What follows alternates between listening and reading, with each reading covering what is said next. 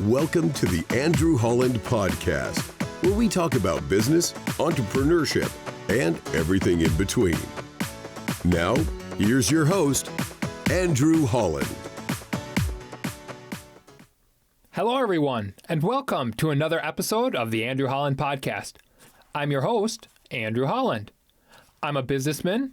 I'm an entrepreneur. I've worked in the corporate world as a CPA, and I've worked in the investment and financial services industry. I've started multiple companies, I've sold some of those companies, and I continue to run some of those companies with multi-million dollars in revenue and having sold companies with multi-million dollar valuations. You can find more about my background and about the podcast on our website, theandrewhollandpodcast.com. Also, follow me on Twitter, @HollandPodcast, where we continue the conversation outside the podcast and we talk about business throughout the week. Lastly, subscribe to the YouTube channel, the Andrew Holland Podcast. That way, you can get weekly notifications when the video version of this podcast is posted every Wednesday. Thank you so much for joining us each and every Wednesday to talk about business, entrepreneurship, and everything in between. This week, we have a very special guest and someone whose story, when I first heard, was so crazy and dynamic that I had to ask him to be on the podcast. Our guest this week is Dan Eaton, and he is a native of Canada, and he has, as I said, some of the most interesting stories, including the building of a hydroelectric power plant. So it is my pleasure to welcome Dan Eaton to the Andrew Holland Podcast. Thank you so much for joining us, Dan, and welcome to the Andrew Holland Podcast. Well, Andrew, thank you very much for having me. So, as I described in the introduction, you are probably one of the most dynamic entrepreneurs I've ever met. And your story is one of the most, I don't want to say chaotic, but crazy. You know, I've got a few crazy stories myself that I've talked about in previous episodes. But when I first met you and you told me, I think it wasn't probably till a couple of times that we had gotten coffee, about your hydroelectric power story, which we have got to share with our listeners today. It just expanded my mind. It was incredibly motivational and inspirational because no one in their right mind thinks you can come from nothing and start a hydroelectric power plant. But that's exactly what you did. So, listeners, you're in for a treat when we get to that story, but I want to back up. Give our listeners an idea of how you grew up, where you're from, what were you poor, were you middle class, were you upper class? How did you stumble upon being an entrepreneur that has made you the incredible success story that you are today? I think chaos is a good theme because I think I look at things very much order and chaos. You know, I see that sort of balancing act that's going on. So how did I get started? I grew up in Vancouver, Canada. My dad was a career soldier. He had been in the Canadian Army. I was 47 when he was born. He wasn't wanting kids, but got stuck with 3 sons. I was the middle. Wait, your dad was 47 years old when you were born? When I was born. And you were the middle child? Middle kid. And there's 3 of you? There's actually 4 of us. There's 4 boys. Wow, okay. So he had his hands full. He had a child and then went off to war and you know, I've got a brother who's 21 years older than me. And brother's a year older and one that's 3 years younger. And what time frame is this? So I that was in the 60s. Okay. And I grew up in Vancouver. Because of my dad's military background, we traveled a lot. So we spent summers usually in Europe, which was unusual back then. And then I spent a lot of time. He had been stationed after World War II. He'd joined the UN with Canadian contingency in Kashmir. So he ended up in India, then in Indochina, and then Malaya, and ended up 53 in Malaya. What did he do for the United Nations? Well, that was the partition of India. So he was an observer there with some Gurkhas up in the Punjab. And then he and I would go from the time I was in my mid-teens, we would go to India kind of once a year and just, he liked to travel and see things. And for some reason, he usually dragged me along. And anyhow, it was interesting. My parents were very middle class, grew up in Canada, went to school in Canada. I would say my parents were very old school. Kids should be seen and not heard. And I rebelled against that a lot. One of my rebellion was I had steadily poor marks in grade 9 and came home the first couple of months into grade 10 and told my mom I was done. And with about a 30-minute talk, both my parents had been convinced onto my side of the equation, and they let me quit school. Now, I would never recommend that. I think that... I mean, you must have been quite the salesman. Well, they just weren't prepared to fight any battles that they didn't see an immediate ROI. And that was just the way they parented. I would call them poor parents if I was holding it up to my other experiences in life. But that's all neither here nor there. I wouldn't have let my kids do it, but mine let me do it. And I quit school. I was just a few weeks before turning 16. Were you not getting any value out of it? You weren't learning anything? I felt that there was no interest on any part. So I found my teachers were going through the steps. I found the other students were living in chaos. And it was a classic Canadian education in a public school. And it had no value at all, except not a learning value. But if you step outside the system, you change your life. So that for that reason, I would never recommend it. My 5 children have been educated down here in the U.S., and as bad as they say it can be an awful lot worse. So they've been they've enjoyed school. They've learned a lot. They're smart kids. It's crazy to let your kids quit school, but mine did. And about 6 months into that, I came home for dinner and at my parents' house. I was living there still. My mom had started charging me rent. And because she figured if I'm going to be out working and not in school, then I had to pay rent. And my mom said, well, what do you want for dinner? And I said, well, don't worry about me. I've moved out, so I'll be getting dinner on my own. So I was 16. I got an apartment on my own. What were you doing for an income? Well, so my dad, when he got through the military, and he married my mom, who was 15 years younger, and had his kids, he had been retired from the military, had a pension. And then he got back into something. He got back into, he was had a small business selling rare postage stamps, collectible stamps. Now, that had been something when he was a young kid. He'd had polio for a year, and that was back in the 30s. And in the 1930s, in the Depression era, he collected stamps. And he ended up had a childhood fascination with stamps, and eventually when he retired, made it a business. Yep. So he'd gone into the military in 39 and was out by 54 and retired. He was a lieutenant colonel in the Canadian Army and ended up turning it into a business after, I guess he wanted to get out of the house because the kids had got a little older and they were probably more of a handful than he wanted. So so he hired me and I worked for him from, actually I've been working there since I was 12 and got interested in rare stamps. My dad died when about 4 years later, and he died reasonably young of cancer, and I took the business over. So that would have been 81, and right in the beginning of a recession. So how are you? Tell me the business model about the stamp. What are you doing? This was very low key. So my dad... but enough for you to be able to move out and pay rent. Sure. Well, you got to remember stamps again to your average, and we probably shouldn't spend too much time talking about, but to your audience today, it would be a hard thing to imagine. Yeah. But stamps had been sort of the hobby of kings is what it was called. So King George V had been an avid stamp collector. Tsar Nicholas was an avid stamp collector. Edward VIII was an avid stamp collector. And, so it had a long, rich history because what else was there? Like the radio, So people, it was a popular, we would go to London, and London would have maybe 150 or 200 stamp dealers with shops in London on the Strand, or New York down on Nassau Street, there'd be 50 or 60 stamp stores. Well, in New York today and in London today, there may be one retail stamp shop left in the whole city. So it's changed a lot, and that's just part of the way the culture's changed. But when my dad died, I took over that business. We had 2 employees. I built it up to an office in Vancouver and 2 offices in Toronto, and we ended up with 20 employees. You say low key. This is like a serious business. Well, we ended up becoming the largest auction house in Canada, and we ended up selling about $3 million a year in rare stamps.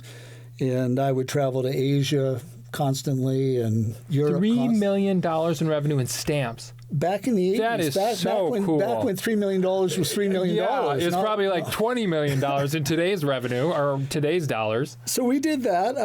We went through that inflationary time in the 80s, which was very good for stamps. I had some really interesting clientele all over the world, traveled hundreds of thousands of miles a year, and it was very interesting. A lot of hard work. And I was burnt out by the time I was in my late 20s, and I retired at, how old would I have been? So I retired at 28 and had got married. And what age did you get married? I got married at 27. Okay, so just towards the end of... as my business was starting to wind, I ended up selling it to one of the employees. Okay. But I just had enough. I was 15 to 28. And I could also see when the inflation started to ebb, that was that tangible asset transaction that had been so good for us. Timing was everything. Yeah. I got into the business at the top of the stamp business and was able to make a lot of money. I bought myself a bunch of fancy cars and nothing exceeded like excess for me. And I ended up retiring at 28 and then moved down to Arizona. What year is that? So that was 1990. Okay. I'd been married for a year. I'd had my first daughter, and I had a friend who had done a bunch of development in northern Scottsdale, a big developer up in Canada who'd been a client, and ended up coming down here. Liked it. I'd been down here a couple times for stamp shows, exhibitions, where we had, trade shows, and came down to Scottsdale. And at that time, the Southwest U.S. had just had the whole resolution trust problem, the bankrupting of the S&L crisis. The savings and loans crisis, yeah. So that didn't really hit us so much. When you say us, you're talking up in Canada. Up in Canada. Okay. But it really decimated the Southwest, and you couldn't give property away. Now, that's that order chaos again. So I love inefficient markets as long as I can understand the order and the chaos. I don't love chaos for chaos' sake. I love chaos for opportunity. So what I'm looking at is to try and understand it. Yeah. So to me in real estate, that was very easy. So my interest there was I started buying properties in Paradise Valley, which is a suburb of Scottsdale, or a separate town in between Scottsdale and Phoenix. Very high-end suburb. Very high-end. Yeah. And I'd bought my first house, paid cash. You couldn't borrow any money, but I'd made a bunch of money. And moved my wife down here. Free trade had just started. There was a visa opportunity if you were an investor, and you could bring money down. So I brought a bunch of money down. And it's not a large amount, but it would have been enough to get started. And started buying residential property in Paradise Valley off of banks in bankruptcy. And my model was very simple. It wasn't that much different from the stamps. I had a perception of value. So my first house I bought was a house on Paradise Valley Country Club on the 5th hole, acre lot, 5,000 square feet, and I paid a little over $300,000 for it. Now, my thinking was the land was free, and I'm buying the house at about 50 cents on the dollar for what replacement would be. So I didn't see a lot of downside. On the Paradise Valley Country Club, which in today's money, that $300,000 would be well worth what? Maybe $4 or $5 million. I was going to say $4 to $5 million. Yeah. I mean, that's like... No, stupidest thing I did was I sold it eventually. Well, yeah, it's an incredible country club where very desirable is what I'm trying to get at. So I want to take a quick step back. So you worked in the stamp business. You worked your tail off. Yep. You eventually sold it to an employee. You had some cash. And you talk about timing being perfect. And that, I think anybody that's been in business for an extended period of time, a lot of our success to a certain degree, timing usually lines up for certain things. Now, there's a lot of things that when timing doesn't line up, and for me, I can say that's why I failed, not that it was the timing's fault, but so when you sold, you'd had an influx in cash, and in the United States, the chaos was ensuing, but you didn't know anything about property development or anything down here. So tell us how you kind of got your feet wet and how you came to know the market, because that's kind of risky, even if you have cash, going to a completely not only market but country and then starting to buy property. Give us some insight into that side of it. So you've asked and made some good points that I just quickly address. So one, I like chaos that I can understand. So chaos is the opportunity. My timing's not good from an execution perspective. My timing is good from a large global perspective. Okay. So what I saw with stamps is I saw the video games coming out. I saw attention changing. I asked myself, well, 30 years from now, where's the next generation coming from? My dad had died. I managed a lot of rapid growth. I had to learn a lot about how to finance this growth. Yeah. And what ended up happening was I just came to the conclusion, it was a simple conclusion, that my costs were going to continue to increase. The product I was selling was already decreasing in value.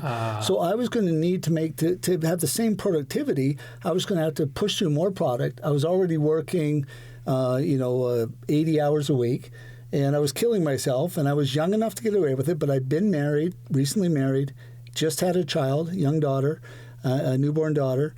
And I could see the future. I'm good at seeing big pictures. I can't get timing right at all.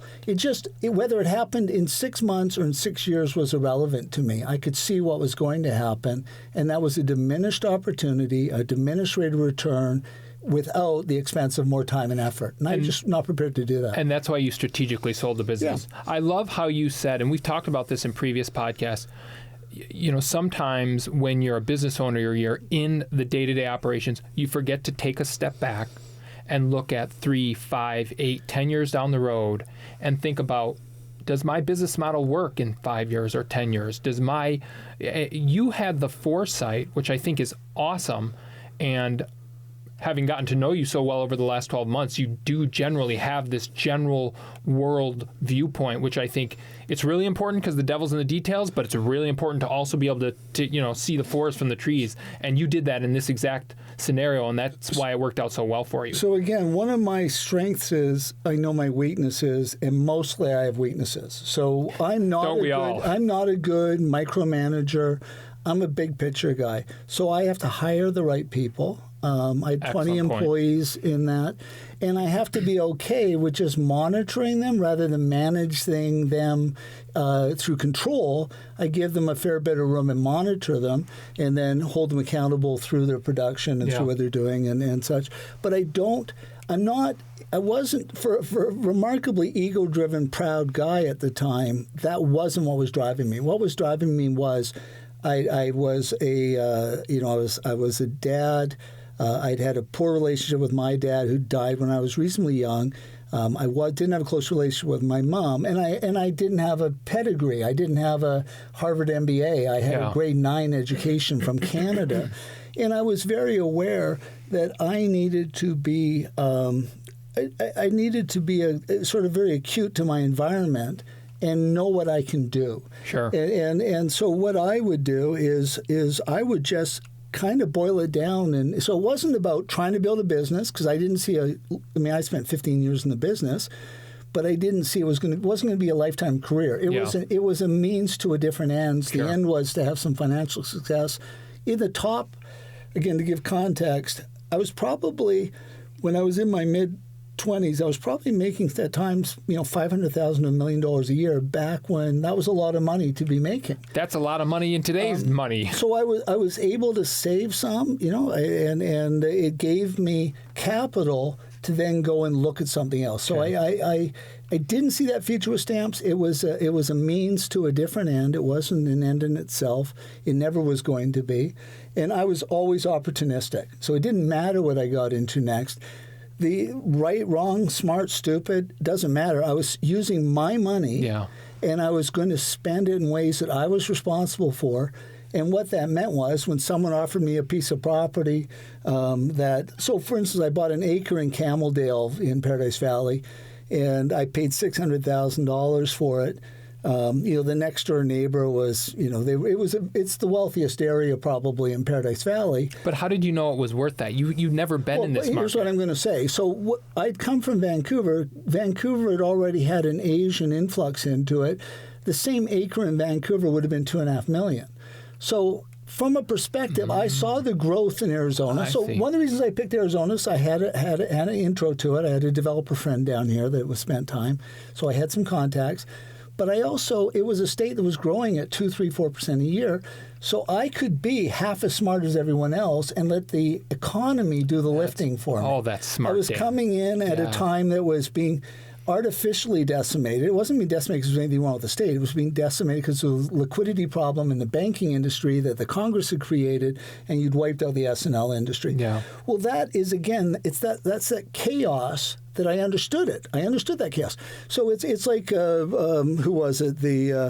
I was going to say Edgar Bronfman, but it wasn't. It was the guys that bought Canary Wharf in New York, anyhow. When they bought the Bowery, they said, New York is New York and will always be New York. Now, they were buying property in New York when New York had gone bankrupt in the 70s. At Reichman, one of the Reichmans. And the point was, that was kind of like Arizona. It's still growing. People still want to come here. Yep. It's a beautiful place. Yep. I think when I came to Arizona, it was about 1.2 million people in Greater Phoenix. Today, you've got 5. Yeah. So that growth in itself allows you to not be the smartest guy in the room. And that's just, why not? Why I could have gone to any number of environments that didn't have that growth. So you were very meticulously strategic about coming down here for that reason. And you had a developer friend. Those seemed to me to be things that were just painfully obvious, and that was the smart way to do it. They're just common sense. Yep. And so I came down here. I started buying property. Then I put together a crew, and I started doing renos and built some homes in Paradise Valley. I had some property near PCDS through the private school there and built a couple of homes around there. So you're 30, 31, 32 at this time? I would have been early 30s. Okay. And then what I've also done, and I'm not sure if it's good, bad, or indifferent, but I was always very comfortable with successful people. And I always saw networking as valuable. So for instance, when my dad died, I was 20. I'd taken over his little business. He had a small line of credit. The bank didn't know me from Adam. Yep. And I was able to work out with friends of mine that would go to bat for me. And one guy turned out to be a director of one of the larger banks in Canada. And he said, look, I'll guarantee this guy's loan. And it was sort of back in those days, it was a handshake. It was just business was different back then. He knew me. He trusted you. He trusted me, but he'd know me. I was the youngest member of a club called the Vancouver Club, which was an old Victorian men's club back when there were such things. And I was a member of a very prominent country club. And I'd use my money to kind of establish myself as not being a grade 9 educated kid. Sure. I read a lot of books. I continued to educate myself. And I saw all those things as value adds to myself. Now, I met a young lady whose family I knew in Hong Kong. She was a Canadian who'd grown up in Hong Kong, came from a similar background. And this is the wife you married at 28? The wife that I married at actually 27. And then, I'd bought myself a Rolls Royce at that time. I was a pretty obnoxious kid. And then, again, had enough money to retire. And a couple of years later, we were living in Paradise Valley. And I was playing with real estate down there. And I did that from 91 to 99. And did very well, Talk about the pain. The pain. Well, the pain has always been, for me, pretty self-inflicted. And, of course, my focus was on, how's the best to say it? Really on establishing, probably not in a conscious way, but establishing my identity. So I talked about networking. I talked about joining the right country clubs, buying the right car, where did I buy property? Well, I bought in one of the most valuable zip codes in the country, Paradise Valley. And I was doing everything in a very calculated way because it just seemed like it made sense to me. Yeah. Married a young lady who'd grown up in Hong Kong, went to school at Pepperdine in California, and in Zurich, went to school, and very wealthy family. Yep. So I had a plan that some was conscious, some of it was subconscious. And, I had 3 daughters shortly, living in Paradise Valley. And when the dot-com bubble hit, what ended up happening was I had about, let's say, $25 million worth of assets, but I probably had about $20 million worth of debt. And probably a little bit more than that in assets. But what ended up happening was it flipped around. And, of course, the debt didn't lose its value, but the assets did. It's weird how that works, isn't it? It was a humbling time. That was in 1999. And I ended up I was liquidating, and my wife decided that she wanted to not be with me anymore. And she ended up going back to Canada for a while. And I stayed here. And during that time, my mom got sick and passed away. And I just started to wind down things. It was, I lost my desire. I'd been going, I don't know how long that was, but about, 20-odd years, 21 years, I think, since I'd quit and started my business. And, I just saw the wind go out of it. It was something that I didn't get to the bankruptcy stage, but I kind of got to I got nothing left stage on an economic perspective.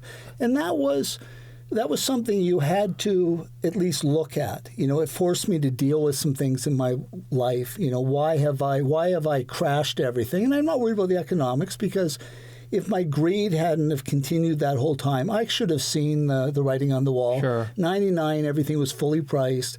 You were paying $2 for every dollar bill you bought.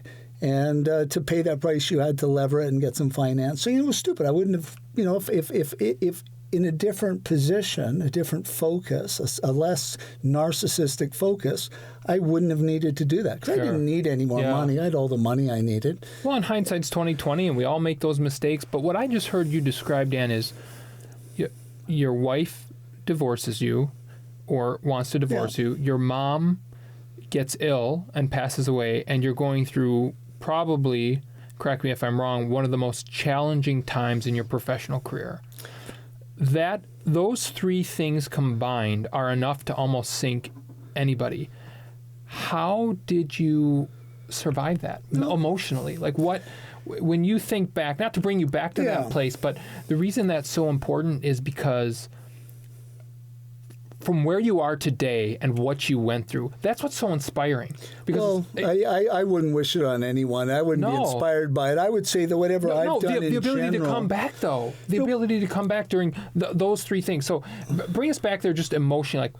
How did you deal with that as a human? Yeah, well, I in a bunch of ways that I probably wouldn't get into the details of, but I mostly beating my head against things that were hard until they broke, and I made my way through.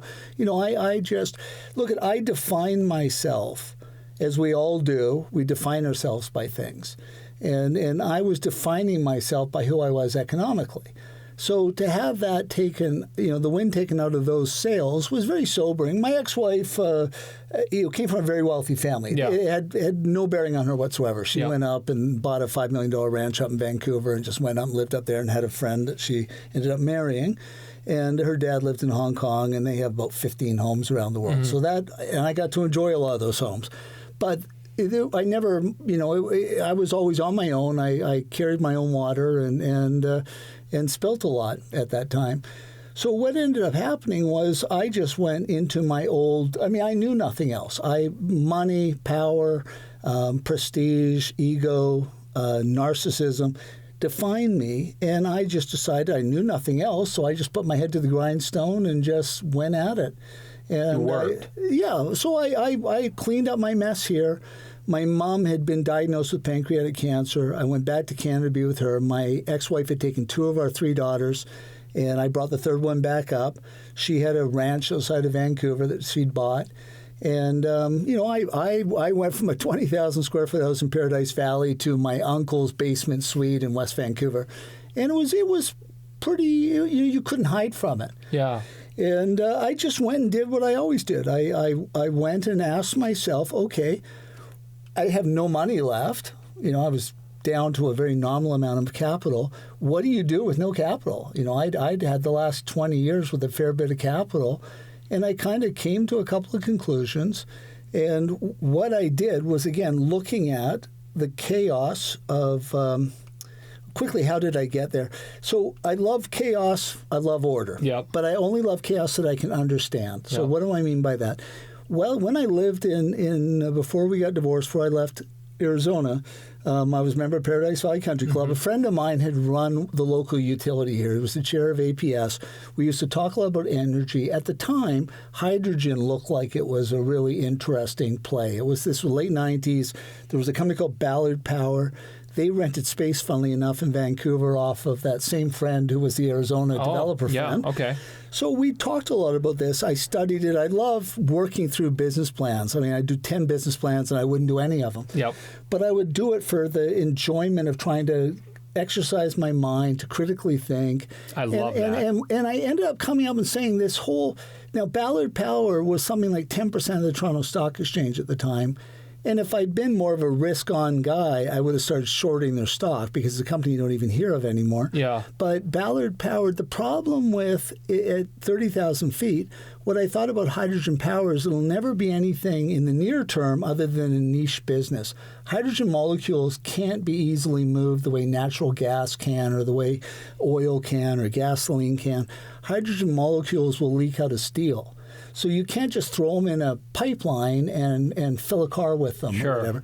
So I saw some extraordinary problems there. I'd gone back to Vancouver, and I'd been working on this business plan, and it led me, funnily enough, to wonder if, because in Canada at the time, in British Columbia at the time, all of the power utilities were all government-owned. Okay. So they're completely controlled monopoly. And I had this idea, like anything that's government-controlled, it's very inefficient. And I thought, well, I wonder what they're doing with the small rivers. I mean, this is a topography of British Columbia is nothing but mountains, lots and lots and lots of water. It rains about 300 days a year. You'd need a gun to make me go back there. It's just too much rain for me. And but I said, there's got to be an opportunity here. And I went and talked to the people that license the rivers and asked, can you get like a mining claim? Think of a mining staking claim. Yep. And for a nominal amount of money, you could tie up the power side of water on rivers because no one did it. The government had the rivers they needed. It was unheard of at the time. Unheard of at the time. So I invested a few $1,000s, and I ended up with a business plan on, instead of hydrogen, it was hydroelectric. Okay. And I just said, there's an opportunity here. And what I loved about, again, the chaos is you had really, really smart people, but they were government employees. So they knew everything about the industry, but they were never paid very well. They make a couple $100,000, $300,000 a year. They had a good pension.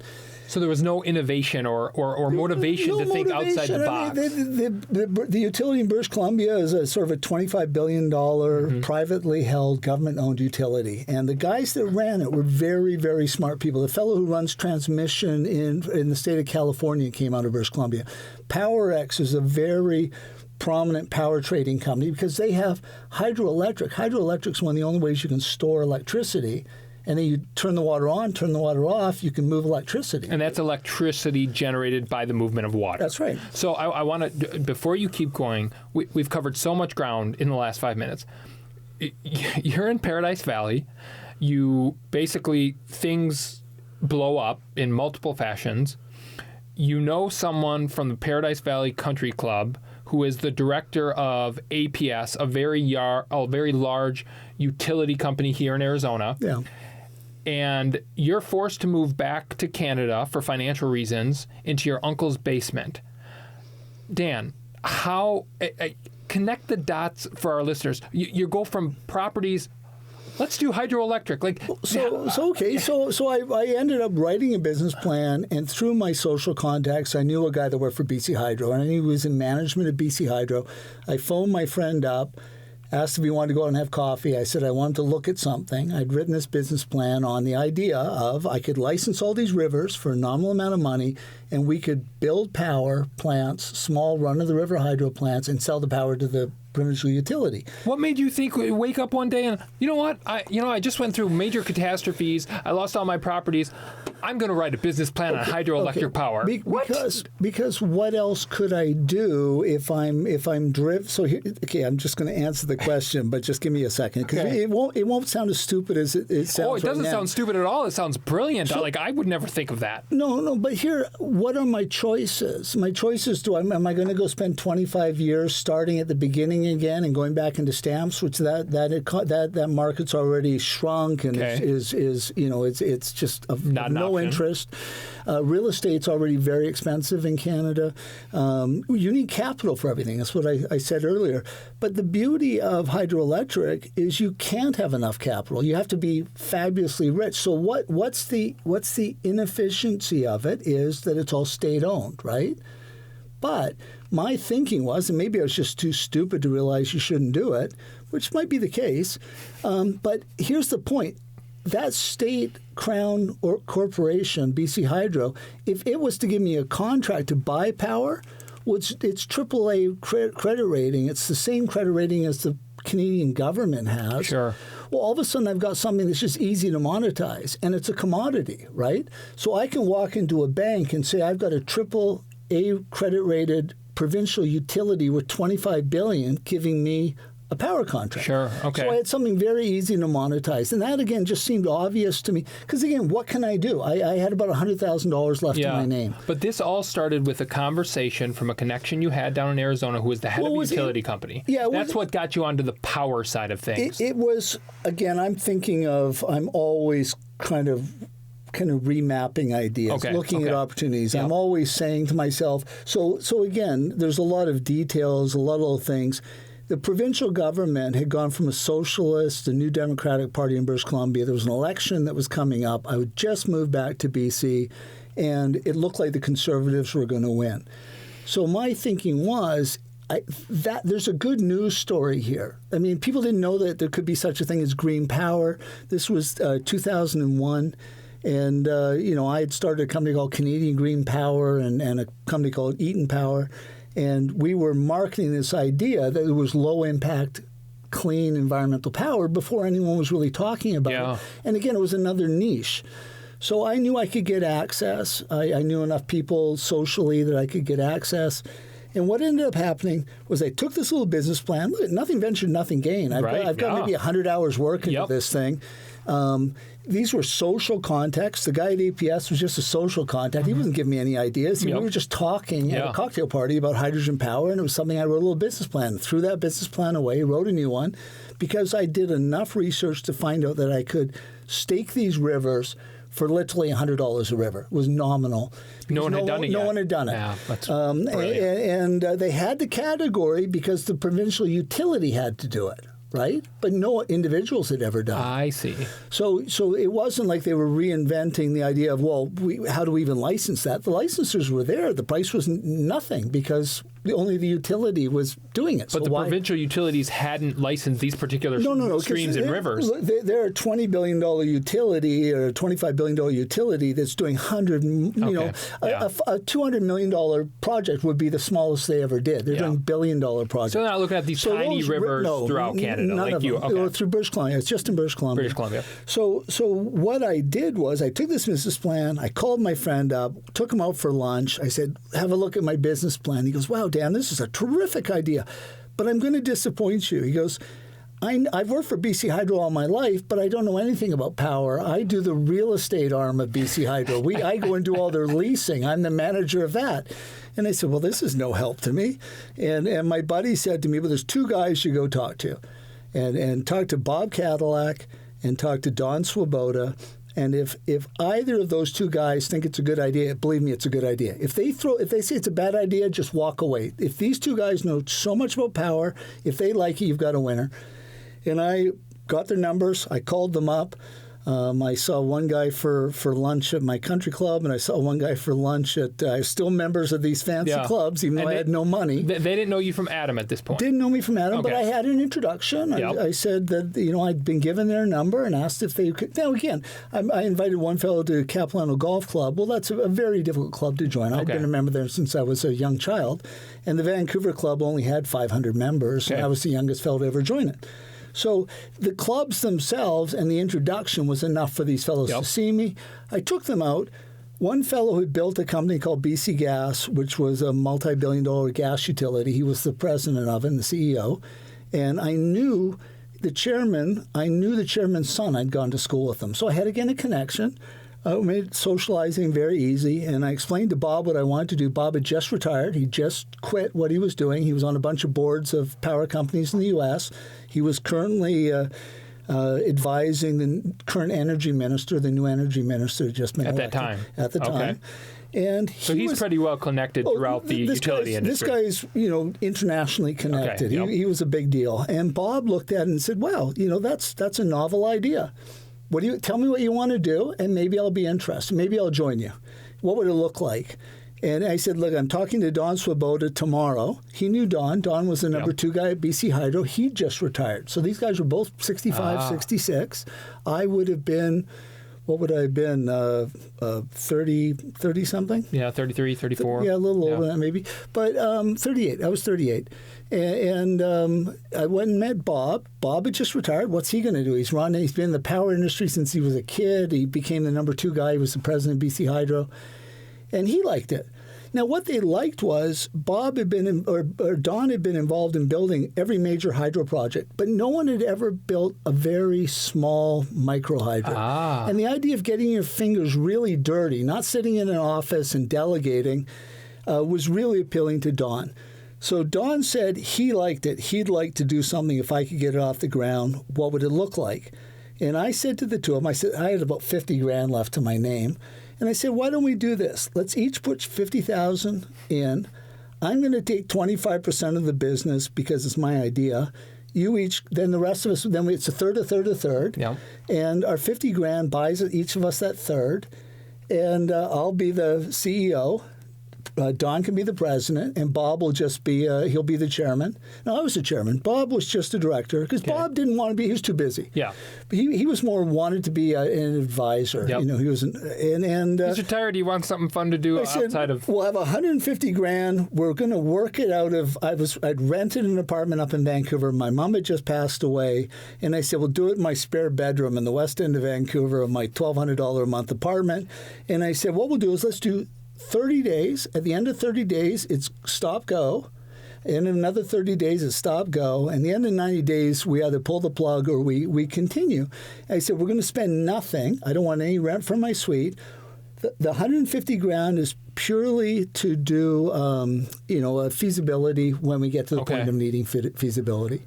Had you already secured the licensing rights on the streams and rivers? No, I knew what I wanted to do. Okay. And Don and I, because there's a lot of engineering, and these guys were all engineers. Yep. So I had 2 of the foremost power guys in the country as my partners. We put our money into a bank account. We went to work. And in that first 90 days, we secured about 30 rivers. Now, that put us on about par with the provincial government. Wow. And that's so cool. We went and sort of over the next 90 days, we'd said, well, we're going to go ahead. Well, now we'll spend some money. We did a feasibility document up. We presented, long story short, presented to the provincial government at the sort of chairman level of BC Hydro, was a friend of my friend, and they said they had a real interest, but they had to do an RFP, request for proposals. And pretty common governments have to do that to make sure there's no favoritism. And I think they had 5 people come in. Now, who came in? Companies like Leadcore, the big construction companies. The huge ones. Kiewit. Okay. And this was to build the hydroelectric plant or to run it? So the provincial utility said, we'll give a 25-year energy purchase agreement up to 11 megawatt plant, so it's 40 gigawatts a year. We'll buy that off you.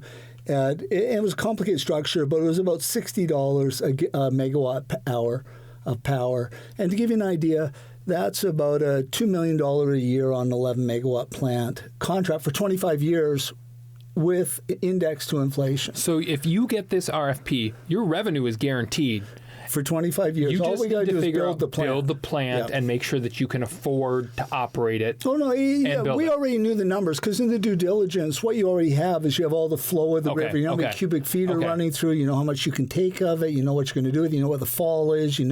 It's all math. So you just had to make sure that the building costs amortized over 25 years left enough for you guys to make a healthy profit every year. That's something like that, yeah. Okay. Real simple. And don't forget, we're building on the side of a mountain. Yeah. So it was We'll get to that building part. So we ended up doing that. We contacted the only engineer that had done work for BC Hydro. So you won the RFP? Well, we presented it into an RFP. They gave all 5 of us contracts. So it was Kiewit, Leadcore, us, and 2 other guys. Now, all of the other 4 projects failed, which was we're the only project, and it was very complicated. It was a nightmare to build something that no one had ever done at this scale in other than the provincial utility. We're talking about a micro scale. Yeah, so we built an 11 megawatt plant that cost us about $1.5 million per megawatt, so about $17 million. And to give you a perspective, with the provincial government, the smallest plants they built would have been maybe twice that size. Okay. And they would have been spending about $4 million per installed megawatt. It's over twice what we paid. Yeah. So we were doing it very hands-on. We had a terrific team. We had 100 employees at one time. And, it's a construction, during the construction part. Yeah. Okay. And we built a penstock, so a tube starts out as PVC pipe about 3 inches thick, ends up as hardened steel, and it was tall enough that you could walk down it, and we had to bury it, and that went 3 miles and dropped about 1 mile in height down the side of a mountain. And it was very interesting. We built it if anyone's been to Vancouver, and you go up towards Whistler, which is a great ski resort, there's a little golf course, a very well-known golf course called Furry Creek, about halfway up, and we're about a mile back behind the golf club at Furry Creek. We've got an 11 megawatt power plant we built there. My jaws drop, Dan, because 5 of you get this RFP. You're all going to build a hydroelectric power plant on 5 different rivers. The other 4 completely destroy themselves. They don't figure it out. How did you figure it out? Why were you successful in building some? I mean, Dan, you hadn't ever built a hydroelectric power plant. I had some of the best people around. So my guys, were able to. So we did a terrific job. Now, up until, so you're trying to get. It's very complicated. Yeah. You have only make it simple for me. I'm not that smart. Real simple is when your summer comes, you've got a few months that you do your in-river work. So we're taking a river, and we're taking that river, and we're diverting the whole river out of the river, around back into the river. So you can harness the movement of the river, capture the energy. So we can build about a 30-foot high dam in the river. It's called a weir. Okay. And so we can regulate the water, and then we have to restore the river, and it pools at the thing. Now, again, to put it in perspective, we had to go improve that it was good for the environment. So we ended up taking a river that was very flashy. It was very little water, lots of water. And so the fish in the river were very unhealthy fish. They were called pinhead trout. And we were able to actually, over a 5-year period after we built the plant, we actually put a much healthier stock of fish. The fish became healthier in the river. Wow. So it had a lot of good impact. We did the very first, in British Columbia, there's more First Nations tribes in British Columbia than there is in all the rest of Canada combined. We did the very first deal partnering with one of the First Nations because they had a land claim. This was Crown land that we were getting the lease off of. We signed a 50-year lease with the Crown for the land. Okay. We brought the First Nations in as partners. In a sense, and they had a piece of the action, and that was actually became the backbone of how the mining industry in British Columbia worked. They took our model and used it for mining. Yeah, for mining to deal with First Nation land claims in British Columbia, which is a big thing in British Columbia. So you guys get it built over what time period? So we had planned to have it built in about 14 months. And the idea, so we started in the winter, we went through, and the idea was we wanted to be commercial operation by about March of 2002. And how much was it going to cost to build? Well, a little over $17 million. Okay, was the budget. You had said that. And the way you were able to afford that is you had this guaranteed revenue stream from the government. You could pretty much go to any bank and they would give you lending. We had what was left of our $150,000, a bit more complicated than that. And we ended up, it was very interesting. We basically didn't want to lose control of the plant. We didn't want to water down our equity. So we made some deal with some hard money for a small amount of money. About $500,000. We then went to one of the, I guess, what are they? They're sort of Hard money meaning real cash. Hard money meaning a higher interest rate paid loan that's not secured by anything except the assets of the company. I see. We don't personal guarantee anything. If someone can't see the value in what they're lending against, A, they shouldn't be lending, and B, I'm just not going to step up and risk myself on every deal. Okay, and you needed this hard money to secure a loan with the bank as equity. So what we had was we had a life insurance company, because they're perfect, because they'll do 25-year fixed rate mortgages. Okay. So we had a life insurance company that was prepared to do 15 of the 17 million. We had about $50,000 left of our money. So we'd built our whole company on $150,000. We had nothing left. We'd moved into a fancy office building. I'd got a sublease with a very interesting friend of mine, a guy named Frank Justra, who ended up starting a company called Uranium One that some of your listeners may have heard of. And I knew Frank quite well. And we were sharing space with him in the BC Gas building, which was the building that Bob had built. And we had a commitment from the life insurance company for 15 of the 17 million, but we needed $2 million. Yeah. Now, my guys, they could have put the money in, but then I would have got diluted, and I didn't want to get diluted. Didn't want that. I didn't have the money. So what we ended up doing is we went to a company called Van City, and we pitched them. They were a local, like a credit union. Oh, okay. And they were a very well-known credit union, and we pitched them on the idea that there was a whole environmental energy that was, they could be the first ones to ever do it. And somehow we talked them into giving us $1 million 5-year mortgage.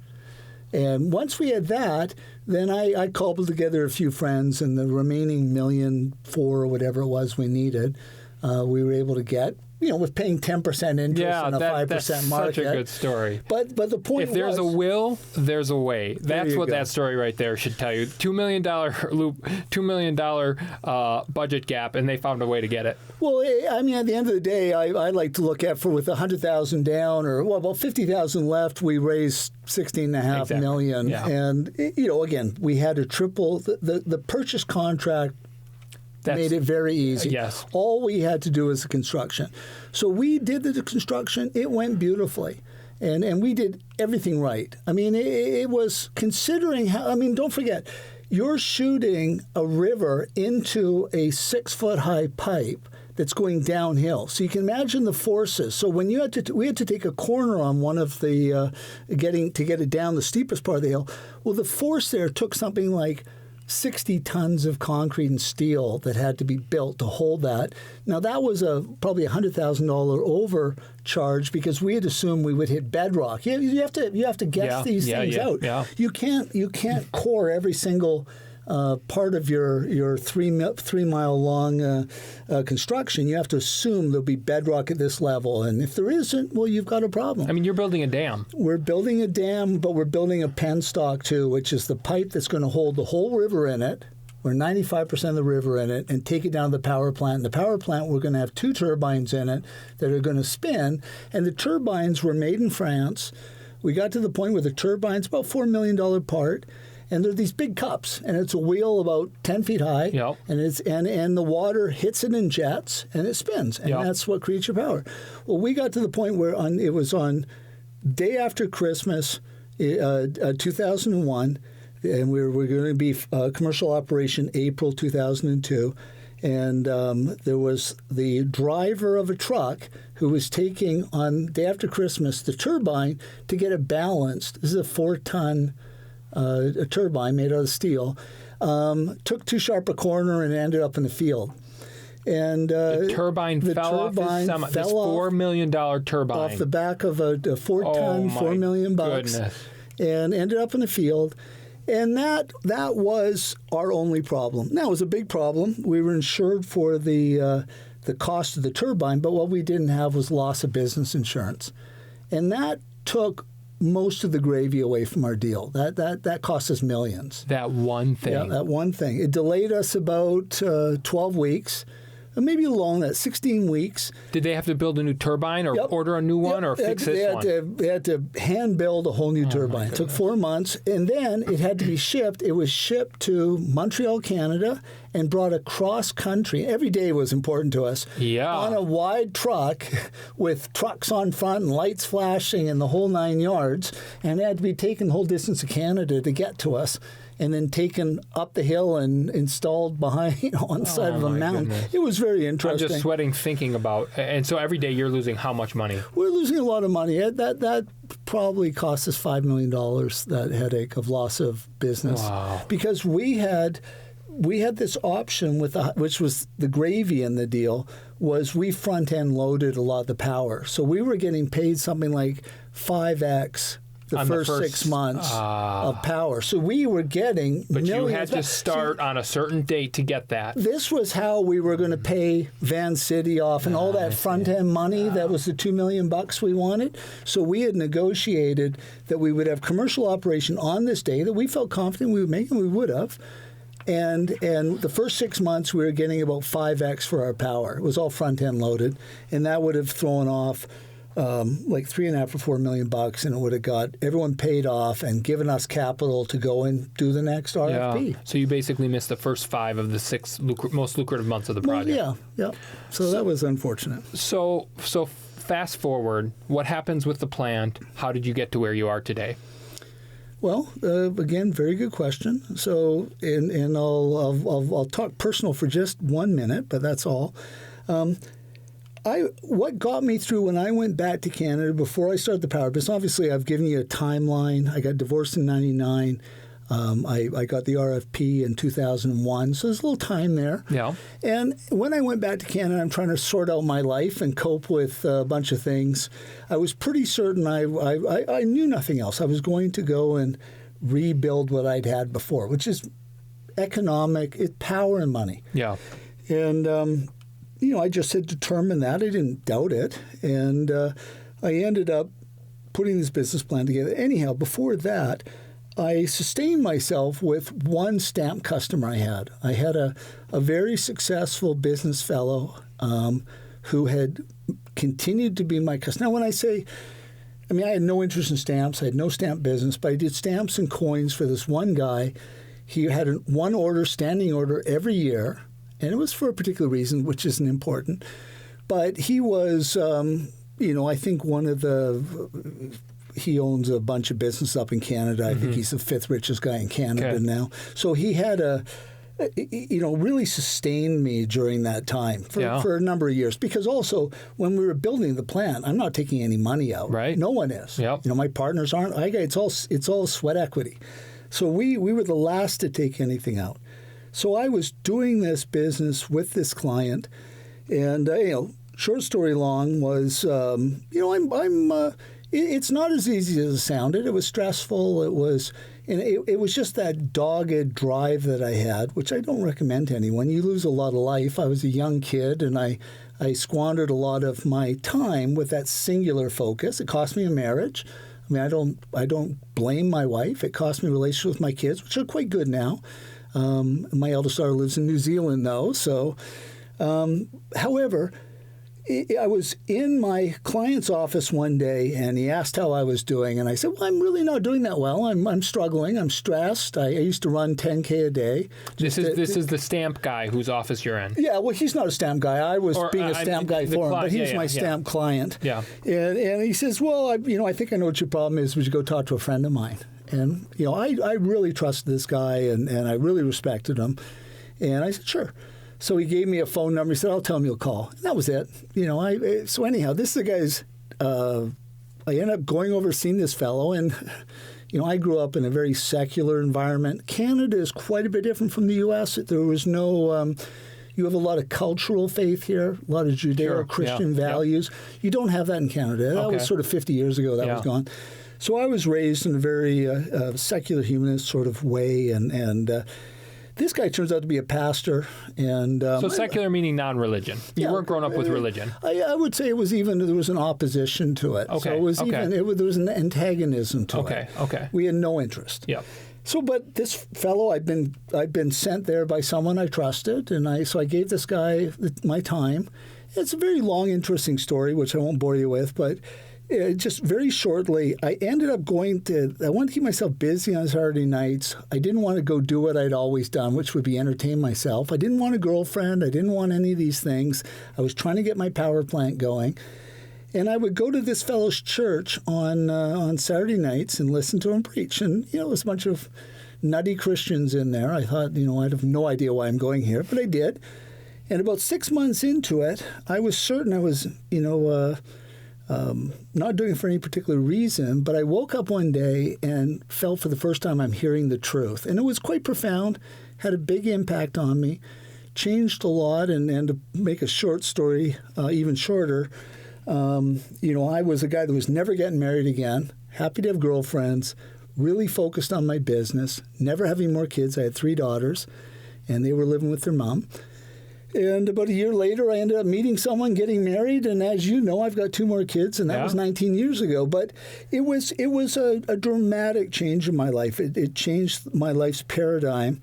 That the business side of it was just what it was. It just became just business. It slowly defined me less and less, and it made the business so much more enjoyable. It wasn't so I wasn't so needy to be successful. So it sounds like what you experienced is, and I ask all of my guests these questions: how do you define success? What makes you happy? Does money make you happy? It sounds like during the 80s and 90s, you were wildly successful. You were young and naive, like a lot of us are when we're young. And material possession is what you believed would be fulfilling. And you had all of that, and you always wanted more, and you lost it all, and you realized maybe that's not the answer. And then you found a higher purpose, faith. You were introduced to someone, you hadn't grown up with it, and you found faith. And as you got more steadfast in your faith, higher purpose, your business life improved. It became less important, but it also became, it was put in the right spot. Let's put it that way. Sure, that's a way of explaining it, and I I would have described it slightly differently, but I think that's important. Yeah, no, and it's so what it did. So I grew up in a culture that said if you're successful, that's an economic thing. So the sexual revolution was the me generation. I mean, we still needed outsiders to approve of our narcissism, which we don't really need anymore. Yeah. But we were a self-absorbed, entitled group of people that I grew up with. It didn't matter whether they were rich or poor or not. And I just was very good at making money. But it was never enough. I mean, again, for context, I had multiple old classic Ferraris. I had a gull-wing Mercedes. I had a 20,000 square foot house on 3 acres in Paradise Valley. I had everything that should have made me happy that the world said would make me happy. And it didn't. And it didn't. And I was socializing with all the people that were, again, all the people that were supposed to be the fortunate people. And I didn't see a lot of that in my life. It was very hollow. And if anything, what I found is with every success, and the success was completing a successful business deal, selling $1 million house or making $1 million in a year, or whatever it was, it lasted for hours. I'd want the next deal. Yep. And it was just... It was really about who am I and what's my identity, and I'm not sure I knew. Outside of how I was defining myself through my actions. Some people do it with addiction, some people do it with performance, athletics, whatever. Yep. For me, it was business and money. Yep. But it surprised me how evidently it didn't deliver. It just didn't deliver at all. So that's, again, I had no interest in religion. I had no plans. I wasn't seeking. As a matter of fact, I was opposed to the whole idea. But what I had seen, I'd been very fortunate to hang out with a lot of influential people and family, friends, business associates. And I liked people. I enjoyed playing golf. I played golf with Bob Hope one time, which was, no one will know who he is, but he was a famous movie star guy once upon a time. I know who Bob Hope is. You're too young to know Bob Hope. No, I'm not. But I grew up with I Love Lucy. So I was very privileged in that sense. Most people don't get to do that. And I went to Dan Quayle's 50th birthday, and I've had a lot of fortunate things in my life. But I still always felt that it wasn't enough. It was never enough. And at the end of the day, I wasn't looking for anything else. I didn't know there was anything else to look for. I just knew how how tiring and how unfulfilling everything was, but I knew nothing else to do. So I dated women, I made money, I drove expensive cars, I bought real estate, and I didn't know to do anything else. The thing that changed for me is I've always been paying attention, and what I noticed is people, when they tell their story, it doesn't matter who they are, they always shape it. They always spin it. They always have a narrative that they want to make sure gets out, including myself. I was probably the worst at doing it. But what I was hearing somehow from this little Scottish pastor, who if it had been anyone else, I probably wouldn't have bothered listening to him, but he was just such a cute little guy that was so unthreatening. Yeah. But what I was hearing from him just woke me up as it was truthful. And I wasn't looking for that, but I did know BS because that's what I was very good at. I'm very glad you took us on that aside for many, many reasons. First, we talk about money a lot on the podcast. And one of the constant themes is money doesn't make you happy. If you are running a business or living your life for money, you are going to have the experience that Dan just described. You will have it all, and if that's all you have, you're going to be unfulfilled. But I'm going to add to that, Andrew, because I think it's even more complicated than that. Because I'm speaking for myself, but I think it would be for a lot of other people too. It wasn't just money. It was the right girlfriend. It was the right car. Great it was point. the right club to be a member of, the right golf game, the right golf partners, the right parties to be invited to. It was about an identity. And I think we all want an identity. We're all trying to figure out who we are. Now, if we're fortunate enough to have loving parents, they help to instill that, but still never enough. They're flawed people that can only give you so much, and you have to. So what I think is happening with me, or what I think happened to me, and I think happens to all of us to some degree, is that identity is what we quietly hear from ourselves in our hearts. In other words, I don't know, I'm sure you've had the experience, but you might wake up in the morning, there might be a dialogue going on that you didn't even start. It was just going on. It might be even slightly negative. It might be slightly, challenging you, let's say. I think that is, we have a narrative that's sort of in us. It's our identity. And I think it's you have to fill it with something. You can't, it's not that money is bad on itself. It's that we're trying to fill it with something. Some people use sex, some people drugs, some people alcohol, rock and roll. And I think you see it over and over and over again. If you look at Hollywood, if you look at musicians we've known growing up, where is the deep-hearted contentment? I'm not sure I've seen much of it. I think it has to come existentially. It has to come from outside of you. And for me, it came in a place that I never would have looked. And where did that come from? Well, that would be in knowing the Lord and knowing it came through knowing Jesus. And it's a name I only ever used growing up in a very pejorative way. Sure. I used it all the time, but it meant nothing to me. And so it's finding an identity. So my dad, I'm not picking on my dad, but metaphorically speaking, dads are supposed to discover and give a sense of identity to their sons especially, but to their daughters. And we see that even the best dads can't deliver. So we see people looking for it elsewhere. Sure. Most people do it in relationships. And you found it in faith. Ultimately, it has to come in something that will be sustaining. And if I had, which I think I do have, probably the kindest wife, again, for the guy who's never getting married again, never having more kids, I ended up, and that's another whole podcast or another whole story, but I ended up meeting a young lady and getting married 19 years ago. And I think she's maybe the most amazing woman, maybe the most amazing person, not maybe, is the most amazing person I've ever known, but she wouldn't have been enough. She couldn't have filled me up. It's because if I was using her transactionally to fill me up, well, already it's not love. It's transactional in nature. Yeah. But that is what we do. We even when we fall in love with a beautiful woman, we're wanting something from them, like their love in return, right? Yep. So there is always a transactional side to us. That the only place I haven't seen that is in my faith, and it's not because of me. It's because of God's work for me, His love. Yeah, well, does that make sense? Yeah, that makes perfect sense, and I'm glad you went down that path because I think it's so different than what we often hear in society. Now I'm gonna give us. You've been very gracious with your time, so I want to be respectful and tell us the power plant to where we are today, 2023. Sure. Well, where does Dan Eaton's life go? Well, a quick flyover.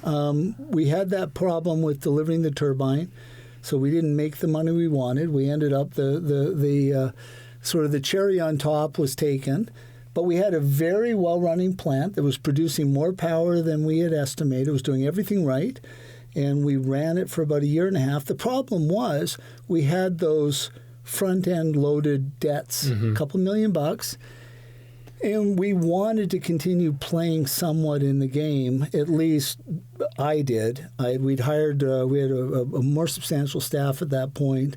Bob had retired again. Don was less active, but definitely still helping. And they were never meant to hang around for more than 2 or 3 years. So they kept their ownership roles, though, when you say retired. Okay. Yeah, no, they were there for whenever we needed them. Okay. But the day-to-day job is not what they did. Right. And, I actually hired a fellow from BP to come and be our president and run the company, and I oversaw him and then networked with the partners. But what we wanted to do was stay in the game, but we needed that refreshment of capital. We'd already bet the farm on the first one. Yeah. And we didn't want to do that again. So what we ended up doing was we sold a 65% interest in our company to the City of Calgary. And the City of Calgary has a private utility, much like here the City of Mesa does. Okay. And the City of Calgary ended up, they wanted an unregulated part of their business. And they came in and invested a substantial amount of money, bought our plant. We sold it for, reasonable profit. And we kept 35% back. And we really were in tune with what they wanted. And then what happened was their top guy left. And he took a golden parachute. We had about 3 people change when his replacement came in. And they became very focused on themselves and not trying to build an entrepreneurial type company like we were building that was going to go out and get very profitable deals signed up and good contracts. They wanted market share. Now, that is a big problem if you're 3 guys that own 35% of the company. We had money now, but we're not looking to go bet the farm every time. We cashed out. My partners did well. I did well. And you don't have control anymore. We certainly do. Well, we had. I wrote the shareholders agreement, and I knew it very well. So we were running it. But voting control. But we didn't have voting control. Well, they own 65%. This is key, and I've experienced this. The legal side of business, as unappealing as it may be, it's very important. Is so crucial. I don't care if it's your first business, if you have no other business partners. I don't care what it is. Do not let that go to the wayside, because it will come back to bite you in the rear. Now, I could expand on that, and I want to ask you, business partners, if you need legal agreements, let's focus to be in business with someone. You shouldn't be in business with them because it's founded on trust, but that doesn't mean you shouldn't have them. So you lost voting control. Again, I agree with everything you're saying. However, we were trying to build a $100 million utility, and don't forget, we started with $50,000. Oh, no. And so what everything you're saying is absolutely correct. At the same time, we were in a very unique business. Yeah. This is a very capital-intensive business. It's very levered. It's absolutely contingent on these contracts. And we just had a disappointing philosophical change. Now, however, we were running everything.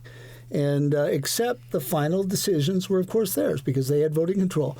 Their new chairman was on our board. I chaired our board. We'd spun off a company called Hydromax Energy. And that name would coincide with anybody from Alberta would know who our partner was. And we ended up going down this road with them. There was a whole new RFP. We put Two Rivers into the RFP. The problem was, and we parted on this, the problem was at what we were going to bid the power at. Because they didn't care about bottom line, they cared about market share. They cared about market share. And you guys cared about bottom line. Well, the big problem was, even if we were aligned, the big problem was cost of capital. And they had basically a regulated business that guaranteed the cost of capital at a quarter of what ours was. Well, we had a cost of capital. We were paying sometimes, we were paying premiums because we didn't want recourse loans.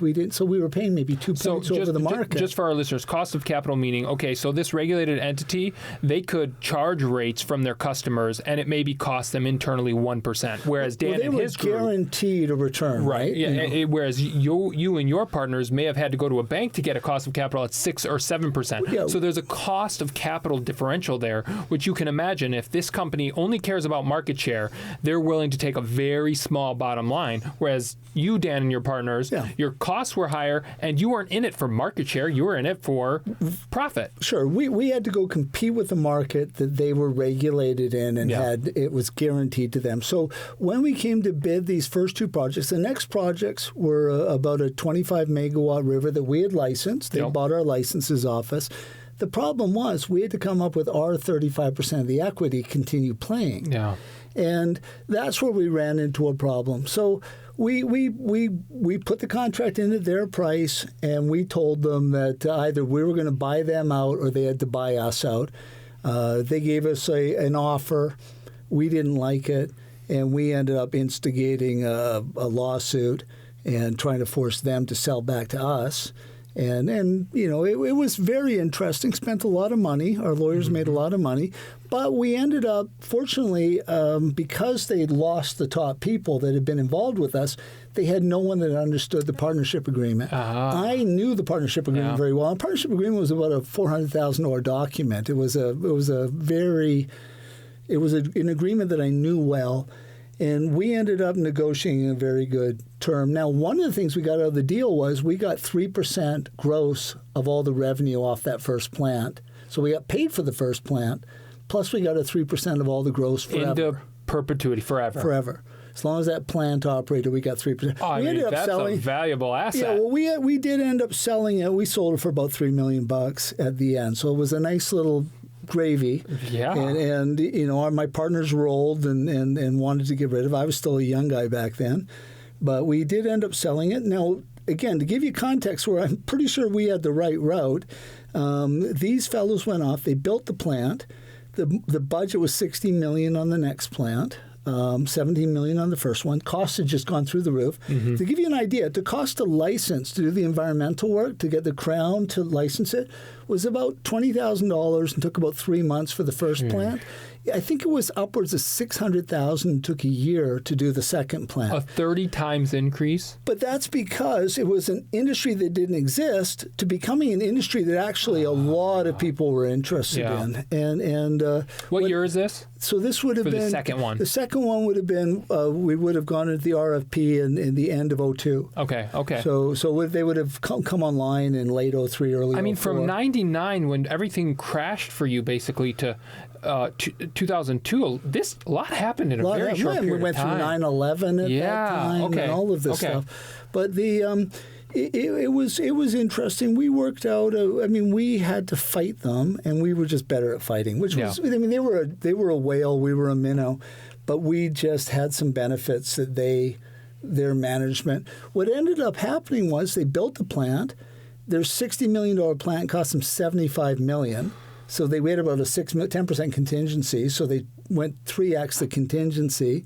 The chairman of the company ended up taking a golden parachute and leaving, the head of the whole utility. Wow. They ended up divesting this company of ours, sold it to a TSX-listed pipeline company called First Chicago at the time. They've subsequently changed their name. TSX is Toronto Stock Exchange, so to a public company. And it was a multi-billion-dollar pipeline company that bought it, and they bought our plant. They bought all 3 of the plants, our original one and the 2 that we built. We built it for them and with them. And it turned out very ugly for them because they left no room. I mean, for all the problems we had, we still did very well in our plant. It was throwing off cash flow. It was a great deal. It was a cash cow. Their deal, they spent $75 million and had something that was giving them no IRR. After cost of funds, after cost of capital, they were making almost nothing. They didn't plan for any room for error, but was that because they were so focused on market share that they didn't care, or was it just negligence? I think and again, I have no idea, but I suspect that it was arrogance combined with they probably felt they were going to be fine once it was built with muscling us out. So if they could set up a paradigm where we have no profit, they still had enough. They didn't care about how much, because in their mind they were going to put $1 billion into it. It was complicated and messy. We exited. That was 2007 that we finally exited. Everything was built. Legal went on for 5 years? No. Some of this. So we started the building. The legal would have been near the end of the COD of the second plant. Okay. And those plants probably we were probably 2005 when those plants went commercial. And we had tried to then buy them out. And the legal went on for probably a year. Okay. And then we finally got settled. And by the time I liquidated everything, it was 2007. Shortly thereafter, one of their guys took a dive off of one of the bridges in Vancouver. So that was kind of what they created for themselves. He killed himself. Yeah. Wow. So it was a sad story at the end, and it's a shame it went the way it did. And we were smart to get out of it. We knew as soon as they signed that contract that we had no future with them. And our suspicion was they just wanted us out. Yeah. And it's unfortunate the way it went. But at the end of the day, everything you experienced left you a relatively lucrative individual with capital to pursue the next venture if you so desire. Yeah. So to sum it up, I got married in when was that? That would have been in 2007. And my wife and I kind of knew what was coming. I felt that the markets were at the tail end of what they were able to do, and that we had some liquidity problems coming in the economy. You're talking about the Great Recession. Yeah. And it seemed apparent financial to crisis. Me. I started worrying in late 2006, and was one of the things that kind of pressed us to finally do a deal with our partners. And my wife and I were married. We went and enjoyed ourselves. I retired again for a second time, and I would have been 42, I guess. And what ended up happening was when the Great Recession came, my wife had never really traveled. She'd traveled a bunch with me. And I said, well, look, she knew I used to live in Arizona. I said, well, let's go down and look at Arizona. And she went down and really, I think, was sort of left with the impression of why would I want to go back to all that rain? And, saw the opportunity here. Didn't love the desert right away, but found it intriguing. And we ended up in 2010, we were having our second child, and decided that we would buy something down here because the market had crapped out, and bought a little apartment. And then I ended up buying a building in Paradise Valley, and I decided I'd take some capital and start buying commercial real estate as long as I could buy $100 bills for $50 off banks.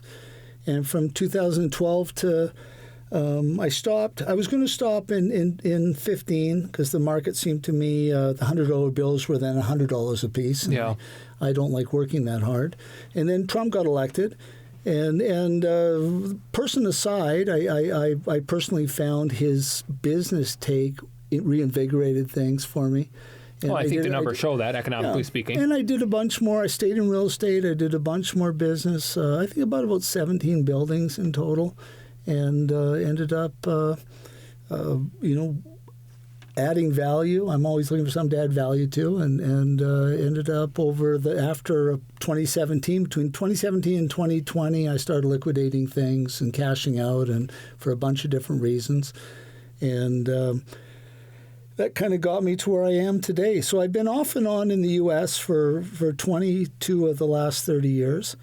And you just got your green card, right? Just got my green card. Congratulations. There we go. That's a big deal. That's good. So what would you say, getting to the human side of everything that you described? Again, I told you guys you'd be fascinated by this story because the twists and turns and the ups and downs and the hydroelectric power is just not something that you can imagine or dream, but anything is possible if you really, you network, you put your mind to it. I heard tons of grit, tons of work there. If you're someone that's sitting working in the corporate world and you are entrepreneurial motivated, but you're afraid to take the jump, or you're not sure how to get started, you have no idea what industry or what business to go into, Dan, what advice would you give them? So that's dangerous because I've got context in my head. I've got history. I understand the story, and it's not in all 3 rosy. minutes. So really what I would do is I kind of look at everything. This may or may not make sense. Hopefully in the long haul it will. But I kind of look at things. I can usually get easily the chaos or the order of an idea. Okay. And what do I mean like that? So I can understand, for instance, if I look at real estate, and that's always been my fallback, has been property. I like property for a bunch of different reasons. And I don't mean property generally. I think it's even more important to have the right location of the day than it's ever been. But what I do is I pick low-hanging fruit. So what I'm looking for is $100 bills on sale for $50. I usually want to. I'm very opportunistic the way I do it, and mostly I won't do it unless I really understand at least the bad parts. So, for instance, today, if you looked at, there are so few investments today that would interest me, and this is not an investment that I would do, but I'm interested how platinum can be as cheap as it is. So platinum is a material that's really only mined in 2 countries, South Africa and Russia. Russia has been kind of cut off from the world, but platinum's come from $2,200 down to about $915 today. It takes 30 tons of ore to get 1 ounce of platinum, and costs on average about $1,000 to mine an ounce of platinum. So there's no platinum mines making money. Yeah. Why is platinum so cheap? Now, I don't understand the chaos side of that, but I do see platinum as having a value. So could I be interested in that? Yeah, maybe. Am I going to do anything? I'm very slow to do things. And I always find that has always worked very well for me because I tend to see things early. So maybe platinum's got to get down to 600, and then maybe I'll own a platinum mine someday. But when I look at things in general, I'm looking for the common sense of it. So would I want to be building houses in Paradise Valley? Well, the houses I used to build, they're $1,000 a foot today. Well, why would I want to build something that my competition is going to always be the builders that can build them? Yeah. And so I buy something for $1,000 or I build something for $1,000. Well, I've got everyone else as my competitor on. If I buy an apartment block or condominiums, you have competitors of this value that anyone can come in and build at these kind of prices.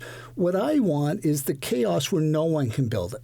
So I want where someone will. You're not going to sell $100 bills for $50 unless you have to. Right. Right. You're not going to be able to mine platinum at $700 if it costs you $1,000. Right. So these tend to fix themselves. Arizona's been very easy for me because when property goes on sale, it's usually a liquidity problem, and probably in the banking sector or in some other sector of the economy, or it's global or it's national in nature. Well, if I can wait for that, you only need to do 1 or 2 deals to make an awful lot of money. Yeah. I had some friends ask me today about a building they were looking at, and they said, well, tell me about it. I said, well, it's 4,000 feet. It's half an acre of land. It's in Scottsdale in this area, and Phoenix in this area. And I said, well, how much is it? And they went, it's, $1.6 million. Well, that's $400 a square foot. I said, well, show me your upside. Like, how do you make money on that, right? So I understand the risks. You got risks of taxes going up, risks of interest rates going up, banking risks. You have all sorts of risks on that. Where's your upside? I get that you got depreciation. You're going to use the building, but you're also going to be married to it for 30 years now. Where's your upside? How do you get $800 a foot? Well, I don't know how you get it. I'm not saying you can't get enough inflation, destroy the value of the dollar. Maybe it's worth $800 a foot. But I'm going to say platinum is going to be a much better buy if I think it's an inflation problem. Yeah. And no one's taxing me to hold my platinum. Does that make sense? That makes a lot of sense. To sum it down, or to just simplify it, I love first off, the calculated or the meticulous approach at which you just described how you view things. Number 1, risk analysis. Okay, that's applicable to every business, every industry. You have just applied it to industry, real estate, a particular example. Number 2, what's your upside? What are your costs, and what can you sell it for? In this particular case, they were looking at building at $400 a square foot. We're at the top of the market. Obviously, rates have been going up the last 6-7 months, and so prices are starting to come down a little bit. Real estate, very location-based, as Dan described. So is there enough upside to take the risks? And what I hearing you say you told your friends is, the ratio there, the risk-reward ratio, doesn't make sense, and it's not where you've been successful. So you're looking at a much more your ratio has to be much more skewed towards the reward side than the risk side when you're looking at deals. Is that a fair way to sum up what you're saying? Absolutely. What I tried to get them to see is people buy when they have money.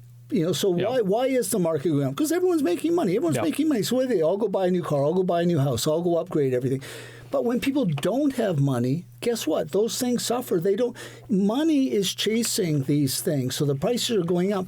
So I just intuitively, why do I want to compete when everyone's flush? So I just naturally, I say, no, I'm going to save then. And then when no one has money, so usually it's a liquidity problem. Yep. It's usually, so I'll get young people will tell me, well, everyone's moving to Arizona. Well, that's fine. That's good.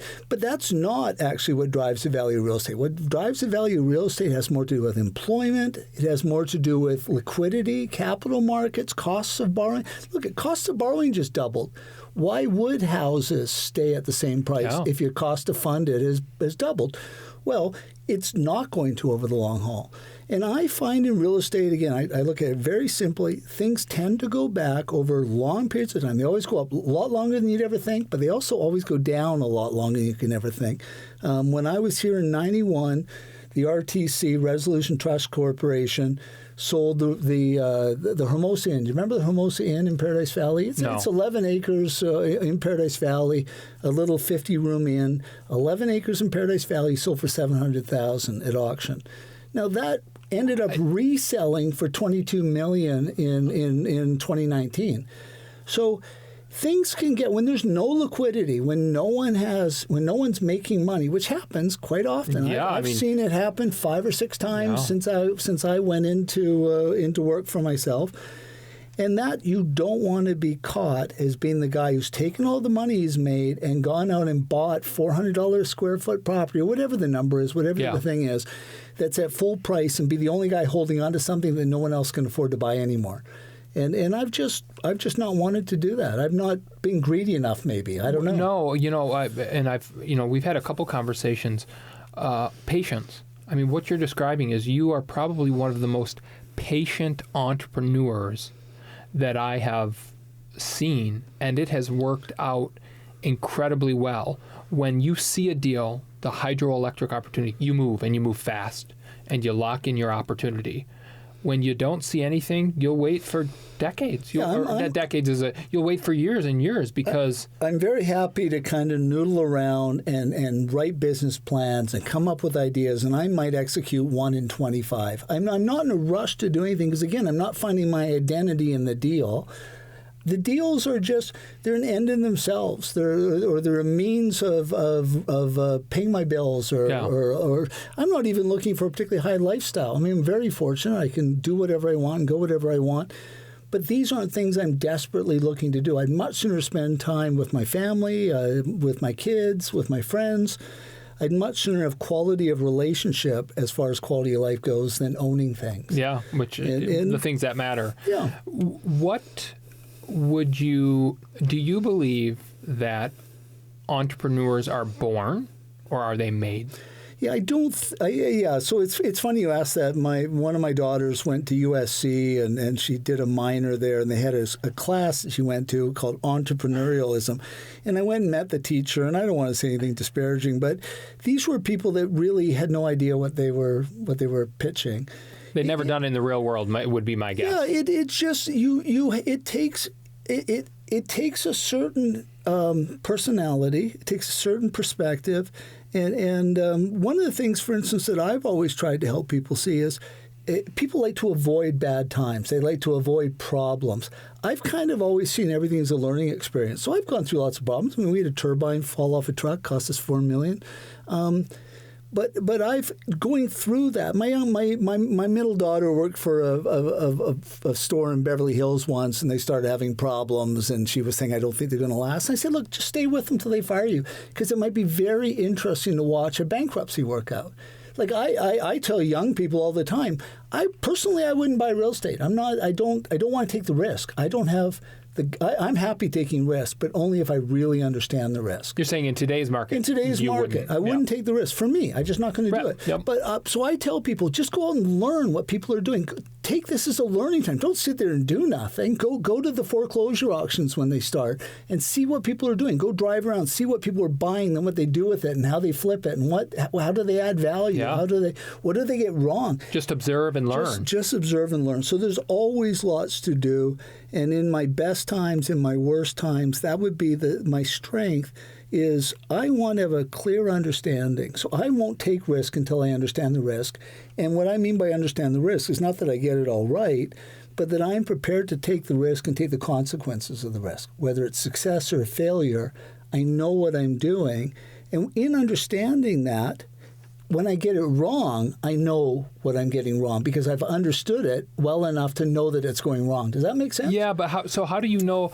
Because we had a guest on last week that said, just execute, do something. Don't sit there and have analysis paralysis. How do you differentiate between, okay, I don't understand the risk well enough, or I'm just in a situation of analysis paralysis and I need to act? Well, if what is, it sounds to me, and I don't want to speak for someone else, but that sounds to me like fear is playing a role there, that you're getting trapped in trying to execute.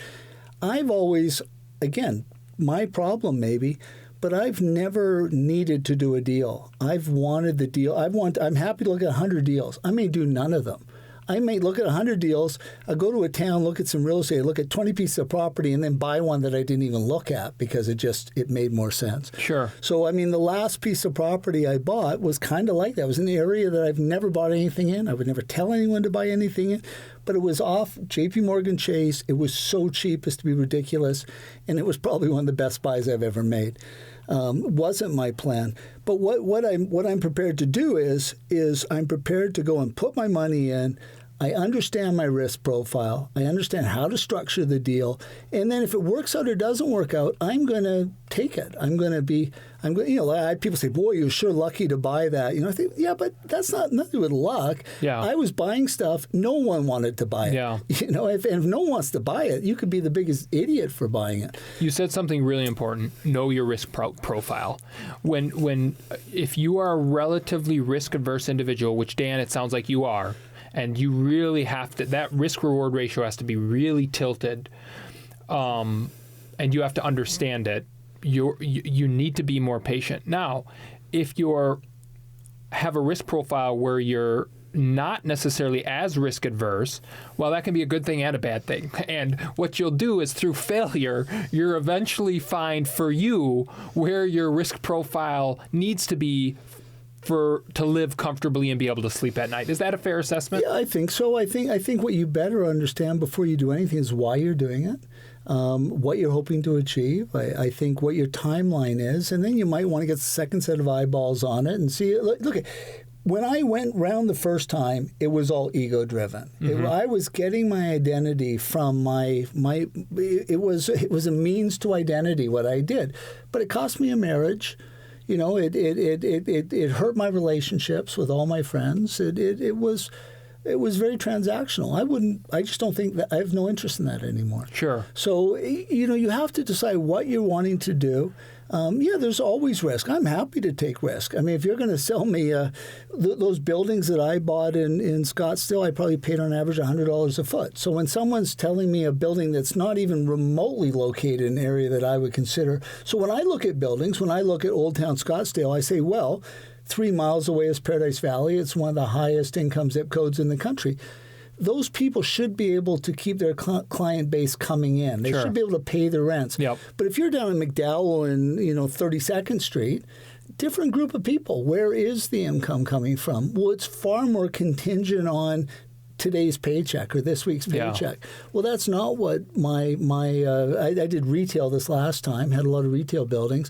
Well, their clients weren't paycheck to paycheck. Sure. So again, I'm thinking through all that stuff. Yep. I don't mind the risk, but again, if I'm buying a building for $100 a foot and I even load it up with debt at the time because I'm buying it for 50 cents on the dollar, well, my debt's also 50 cents on the dollar. Yeah, and just to give our listeners context, the Old Town Scottsdale and Paradise Valley, as we talked about, what he's saying is the real estate there the majority of people that live in that area have very high net worth, so they don't need a paycheck to to ensure that their restaurant sales are going to continue to retail. Whereas if you go to a different area that's a completely different location and has a different group of individuals living around it, McDowell and 32nd, that's more retail that is dependent on the people in that area, whether it's a coffee shop or a dress shop. The people in that area, if they don't have a paycheck, that particular store is going to have problems. So that's what he's describing for those of you who aren't from Arizona. Dan, you've been incredibly gracious with your time. Is there anything that we haven't talked about, or that if you had 2 or 3 minutes in front of a young budding entrepreneur, and when I say young, it's not age-based, just going new into any type of venture, that you would share that you haven't already today? Sure. Yeah, I think it would be, and I do tend to share this, especially with young guys, is we all have a lot of testosterone. We all have a lot of big plans. Most of us, especially if you're an entrepreneur, you're pretty certain you can execute and everything will work out fine. Life's not like that. So one of the things I try and ask people, and it's funny how a lot of people look at me like a cow looking at a gate. I ask, what is your weakness? Because it's usually not our successes that immediately sink us. They might take us down the path where we get too much risk, and it does sink us. And let's face it, an awful lot of very successful people, as a matter of fact, most of the successful people I know have been sunk at least once. Yeah. My client up in Vancouver lost everything, and I think he's in the top 100 people in the world today. I love that. So he had to claw himself back from in his early 30s losing everything. How old is he now? 93, yeah. Still going strong. Still going strong. But so what I would say is know your weaknesses. Don't come out. So if you think you know it all, it's like the guy who says, I'm prepared to take more risk. Well, if he's taking more risk just because he's taking more risk, if he's not coming to the game with a clearer understanding and a better worldview, because I think you need to have a worldview. I think you need to say, well, where are we in time and space?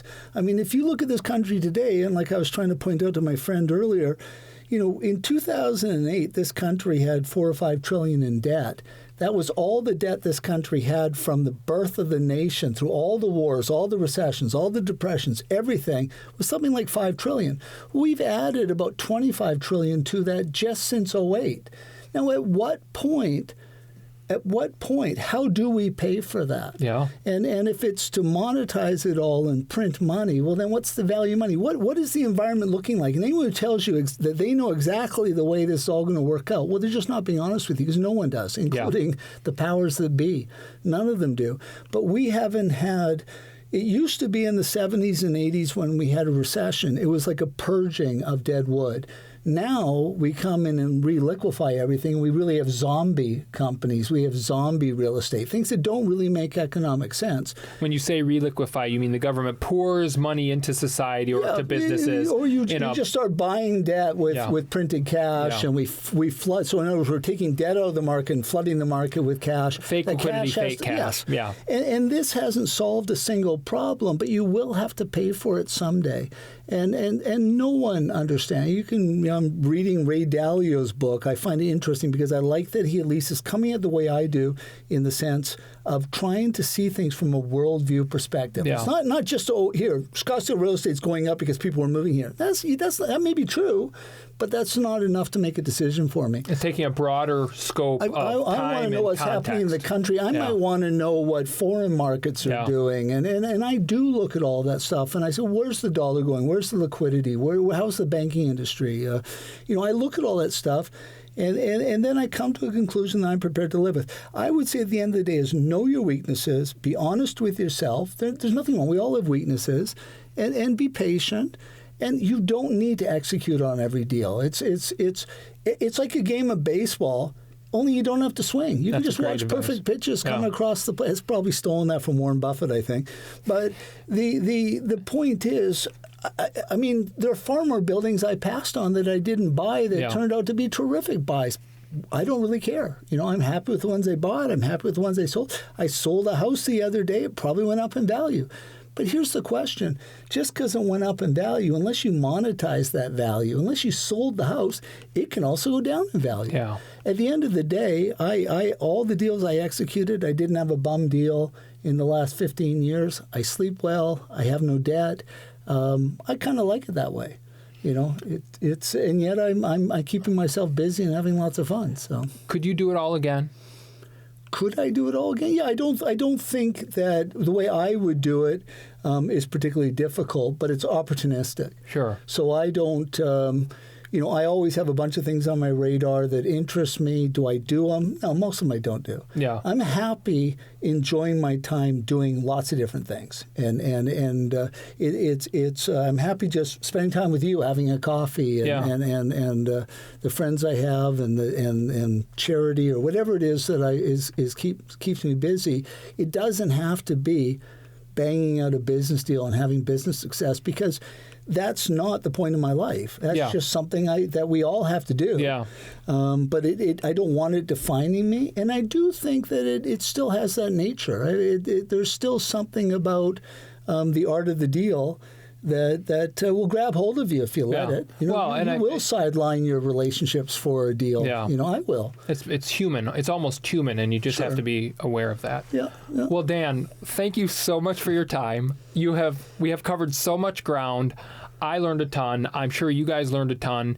If you guys have any questions or there's anything that you want us to talk about in future podcasts, let us know. Dan and I frequently get coffee.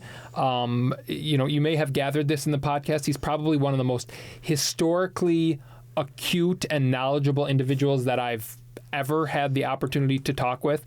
And so I get the pleasure of taking advantage of that from time to time. Dan, thank you so much. Thanks again, Andrew. Thanks for having me. Cheers. That's all the time we have for this week's podcast. Thank you so much for joining us again. Don't forget to subscribe to our YouTube channel, The Andrew Holland Podcast. Also, go to our website, theandrewhollandpodcast.com, if you want to learn more about the podcast and about my background outside of the podcast. And lastly, follow us on Twitter, @Holland Podcast. As a reminder, this is a business podcast. Sometimes we talk about legal things. Sometimes we talk about financial things. Sometimes we give advice. If you're in a particular situation, make sure you always consult the appropriate professionals for your situation to make sure you're getting the best advice that applies to you. Never take something you hear from a podcast and apply it to your situation. It may not work exactly in your situation. General business advice. If there's anything that you want us to talk about, any questions you want me to ask guests every week that I haven't been asking, please email me. Again, go to theandrewhollandpodcast.com or ask me on Twitter, @Holland Podcast. This is a podcast that is supposed to be a community of business-minded individuals, and it's as good as you guys make it. The listeners, when you give me more input on what I should do differently or questions I should ask or topics we should cover, the better it's going to be. So don't hesitate to reach out. Thank you again so much for joining us this week. You guys all have an excellent week, and we'll talk again next Wednesday. Thank you for listening to the Andrew Holland Podcast.